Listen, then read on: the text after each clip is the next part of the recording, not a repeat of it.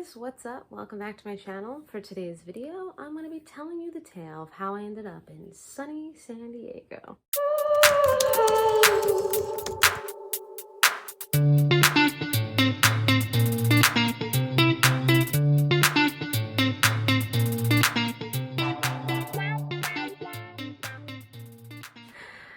So for those of you that have been following me on social media, some of you have been asking me about how I'm able to travel during COVID times, and I do think that sometimes social media can kind of paint a different picture than what's actually going on, and it hasn't exactly all been a joyride. It's been more about survival. So it's been almost exactly a year since I left New York.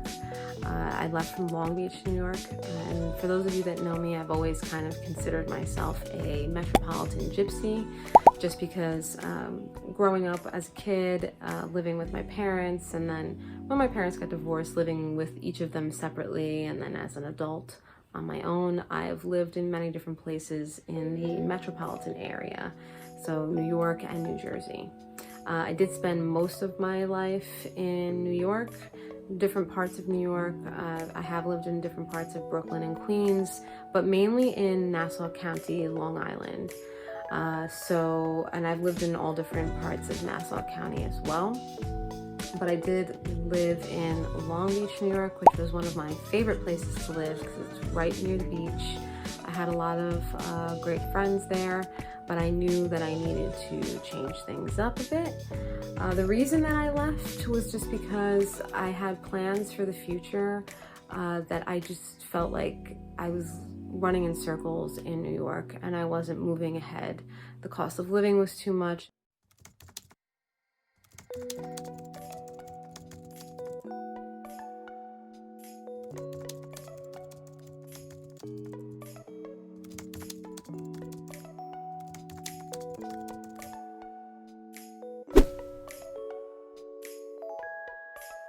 I was constantly on this fence of, do I want to live in a comfortable space with sane roommates, or do I want to maybe sacrifice the comfort of my home and go back to school? But I do think that your living situation affects how you're performing in school, and I'm not going to go to school just to waste my time and money to fail.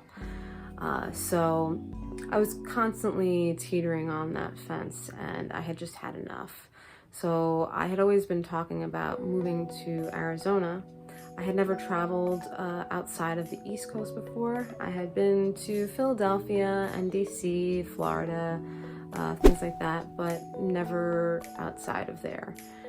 So back in 2018, I did visit Arizona for the first time just because I did want to see what it was like. I knew the cost of living was cheaper and that it was warmer weather there.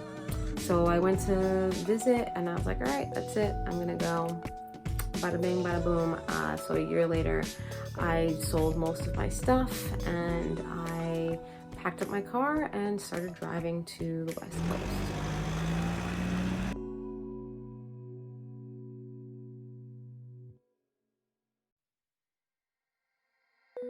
So my friend Tina, it was her birthday a few days before I had left, and her boyfriend and their dog were going on a road trip as well. So I did follow them down to Nashville. We spent a couple of nights in Nashville to celebrate her birthday, which was super fun.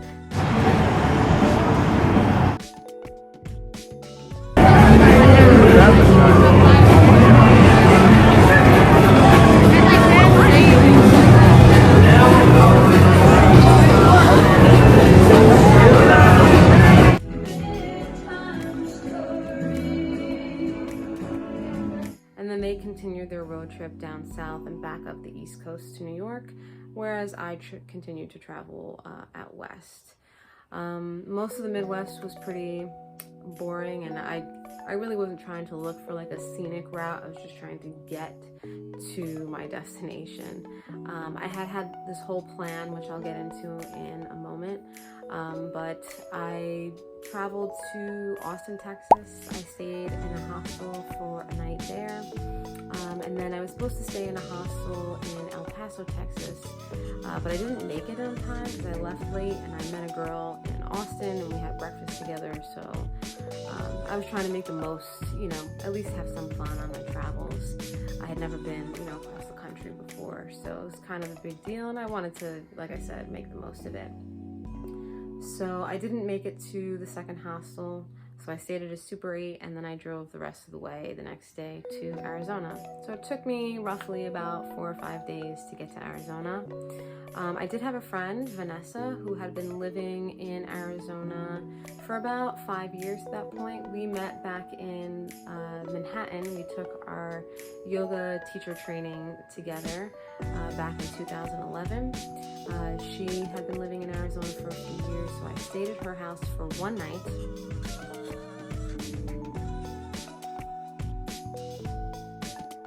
And then I traveled to Maricopa, Arizona to do a program called WOOFing.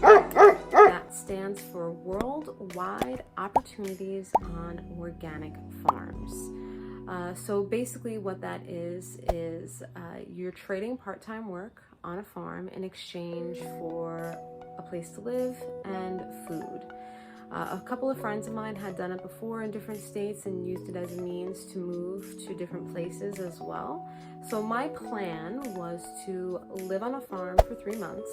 Within that 3 months, get a job, a real full-time job, have some money saved so that I can get my own apartment with no roommates. That was like a huge deal for me. And then within a year of living there, establish residency, and then go back to school to continue my education. So I got to Maricopa and things didn't really go according to plan there. It was a little bit of a culture shock. I was out in the middle of nowhere. Hey guys, so I'm living in a camper that is on the property right next to the house, and you can hear the coyotes in the distance. Listen.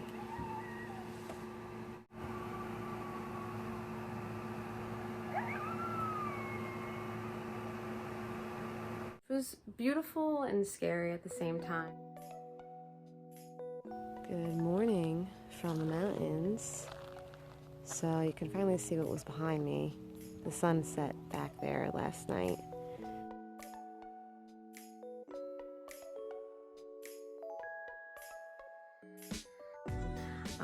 And the people that I stayed with were super nice, but the level of cleanliness was a little bit not what I had expected. And there were other volunteers that were there. There was a couple who was actually also from New York. They had been traveling the country doing this program as well. And then there was a gentleman from France who had just graduated college and was trying to do some traveling for about a year before he moved on to getting a job. And we had all agreed that like the level of cleanliness was just like, there was just like mice and rats everywhere and cobwebs just like overtaking certain rooms. And this was a startup farm, so we were literally just digging in the desert earth in order to build beds to have planting for vegetables and things like that. And then there was an issue with the plumbing, and there was just, like I said, the people were very nice. I'm very grateful that they were nice people. I didn't get killed or anything like that, obviously. But it was also just so far away from like some civilization that for me to Uber drive, I just wasn't making that much money. I was going on interviews, but a lot of the interviews that I was going on were extremely low paying jobs that I was just like, I'm gonna be in the same financial situation that I was in New York. So I did join a mastermind group where we did like this, I think it was 6 or 8 week workshop. So that helped kind of like keep me out of depression for a while. That was with Diehm. I'll put a link to her Instagram in the description box below as well. And I only stayed on this particular farm in Maricopa for about a month. And then I switched to a different farm that was a little bit closer to civilization. That was in Gilbert, Arizona.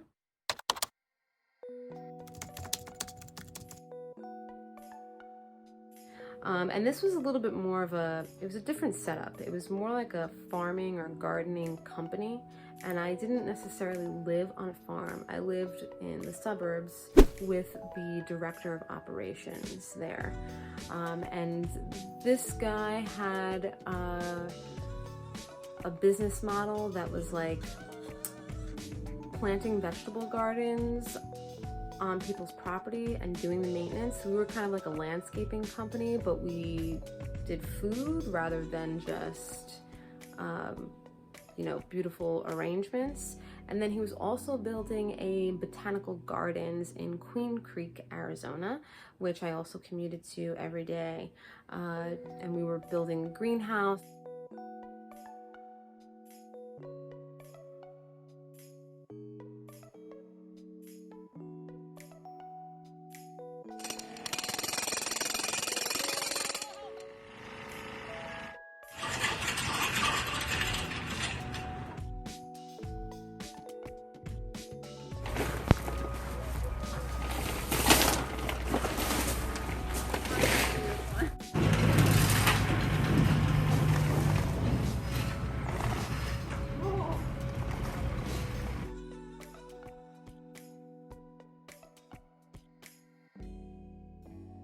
And everything was supposed to be edible food there, and different types of gardens from different parts of the world.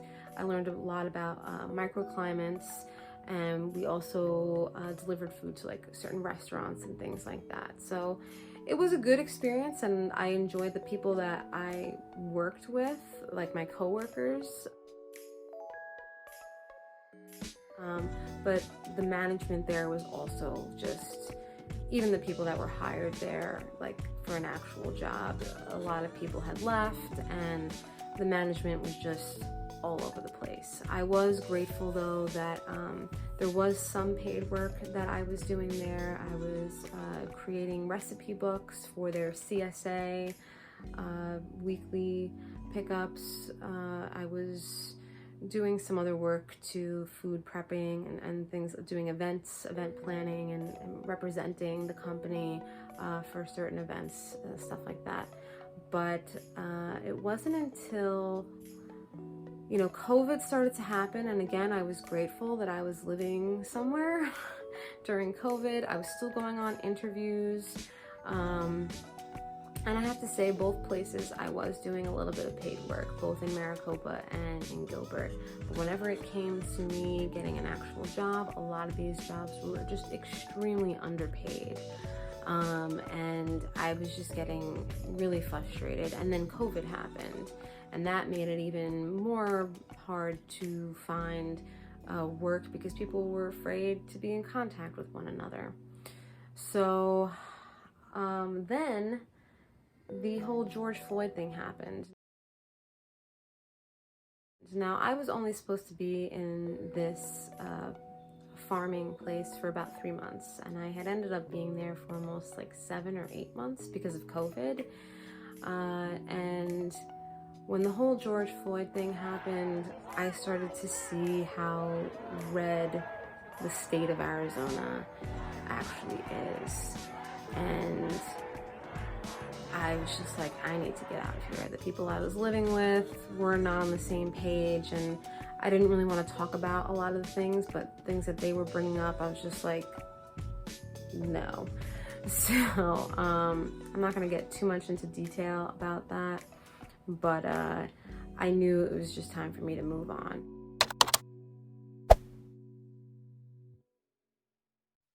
So in about May of 2020, I traveled up to San Francisco for an interview with Amazon.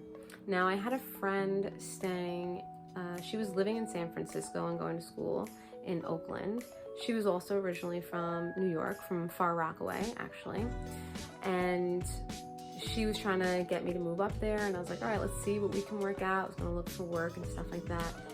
But the job with Amazon was very misleading. I drove 12 hours straight up to San Francisco, and During the interview, they told me it was actually a part-time job, not a full-time job. And the pay, I started to see the cost of living in San Francisco, which is way more expensive than it is in New York. And I just knew that it just wasn't going to work out financially. I was going to be in the same situation that I was in Arizona and in New York. I was very grateful though that my friend let me stay at her place for a night. I got to see the Golden Gate Bridge. But it was a very short-lived trip. But again, I'm very glad. It was a very beautiful city. I'm glad that I got to see it. And then I drove the next day back to Arizona. I did stop this time in Venice Beach. I slept in my car just because I couldn't do that much driving in one night. And I did want to go onto the pier and things like that, but it was all shut down because of COVID, and then it was raining the next day, and my car battery died as well. So it was just not working out for me. But yeah, so I drove back to Arizona.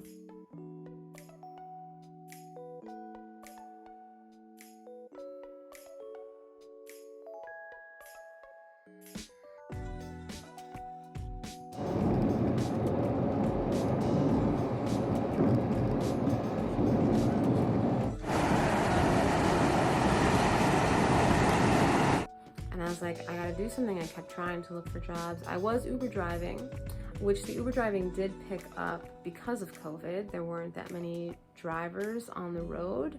I was still kind of skeptical. I did take some breaks from Uber driving just because I didn't want to expose myself and then expose other people. But eventually I had some friends that were also from New York. They had gotten married a couple years ago and bought an RV.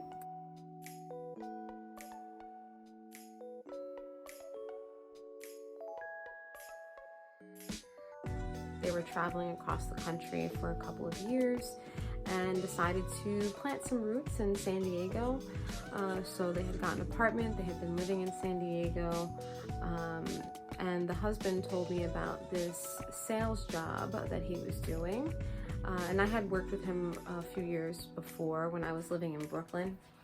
But this job was door-to-door sales for a solar financing program. And I was kind of skeptical about doing it at first because I'm not really into sales. And he was like, no, you will make money. It will be fine. Like, what else do you have to lose, you know?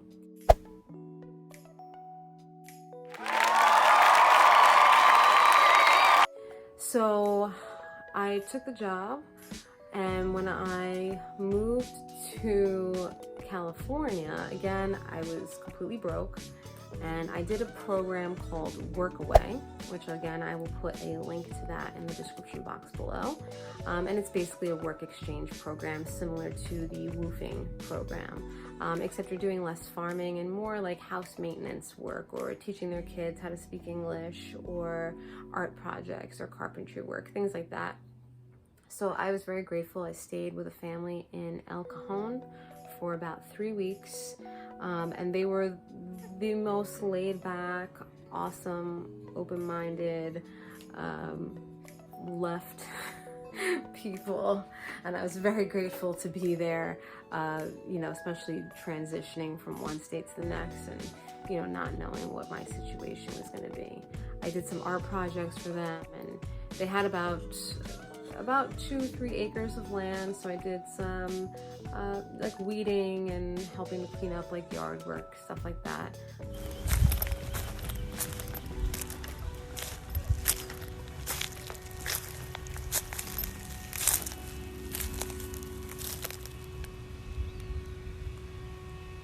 And they had a beautiful place. I lived in a space that was above their garage that was actually completely renovated by other workawayers.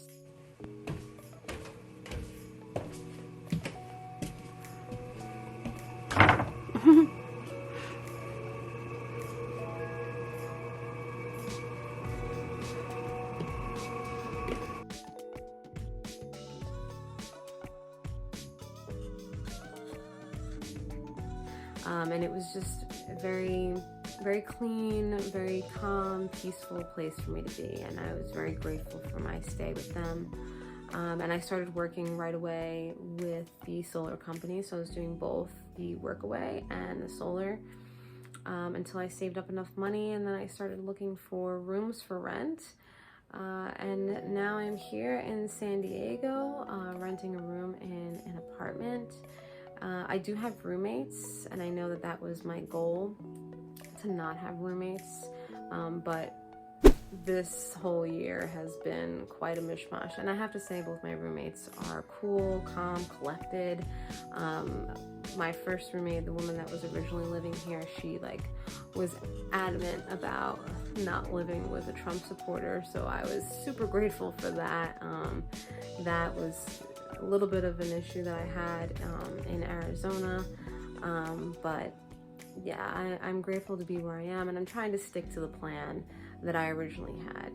So I did want to eventually move to California, but I knew that it wasn't as cheap as Arizona. And so the plan was for me to spend 5 years in Arizona, working on establishing residency, going back to school, graduating school, and then having a job that would allow me to be able to afford to live someplace like California.